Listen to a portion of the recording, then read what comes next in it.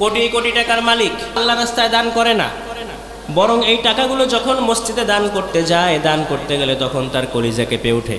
5 টাকা পকেট থেকে বের হয় না, হাত পকেটের মধ্যে ঢুকায় তো আবার বের করে, চিন্তা করে যে কোন নোটটা সবচেয়ে ছোট বাজে, আবার ভালো করে খুঁজে যে কোন নোটটা ছেঁড়া আছে, মার্কেটে চালাতে পারবেন এরকম আছে না নাই? আছে না? একেবারে ছেঁড়া পচা যে নোটটা আছে মার্কেটে দোকানে দিলে দোকানদার নেয় না, ওই নোটটা আল্লাহরে দেয় যে আল্লাহ দোকানে তো চালাইতে পারলাম না, তুমি চালাই দিও, তোমার ঘরে দিলাম। আছে না না এরকম? আল্লাহ চালাই দিবে, কারণ আল্লাহর তো চালানোর ক্ষমতা আছে, দোকানদার চালাইতে পারবে না ছেঁড়া নোট। কি রুচি আমাদের! কোটি কোটি টাকার মালিক কিন্তু আল্লাহ রাস্তায় দান করতে গেলে হাত কাঁপে। কিন্তু যদি ঘোষণা করা হয় অমুক জায়গায় যাত্রাপালার আয়োজন করা হবে, মমতাজ রূপবানের আছে কোমর দুলাইয়া ওই গান গাইতে আসবে, ফাটাই দিতে আসবে, যদি শোনে তখন কোটি কোটি টাকা বের করে দিয়ে দেয়, তার হাত বিন্দু পরিমাণ কাঁপে না। এমন দানবীর আমাদের সমাজের মধ্যে আছে না নাই? আছে।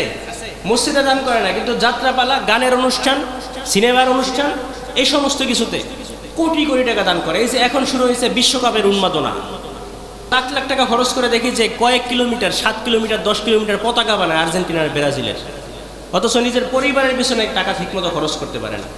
দেখছেন আপনারা? আলহামদুলিল্লাহ আপনাদের এলাকায় এগুলো কম আমি দেখছি। কিছু হয়তো আছে ইয়ং জেনারেশনের মধ্যে এই বিশ্বকাপের উন্মাদনা, তবে এগুলো ঠিক না। আল্লাহ রাসূল সাল্লাল্লাহু আলাইহি ওয়াসাল্লাম বলেন, মান তাশাব্বাহা বিকওমিন ফাহুয়া মিনহুম, যেই জাতি যাদের সাথে সম্পৃক্ততা রাখবে কিয়ামতের ময়দানে তাদের সাথেই তার হাসর হবে। এজন্য ব্রাজিল, আর্জেন্টিনা এগুলো নিয়ে এত মাতামাতি করার কিচ্ছু না, এগুলো বিধর্মীদের সংস্কৃতি, ইসলামের সাথে এগুলোর কোনো সম্পর্ক। 7 কিলোমিটার 10 কিলোমিটার পতাকা বানায়, জিজ্ঞাসা করে সাংবাদিকরা কি ব্যাপার, এই যে এত পতাকা বানাইলেন?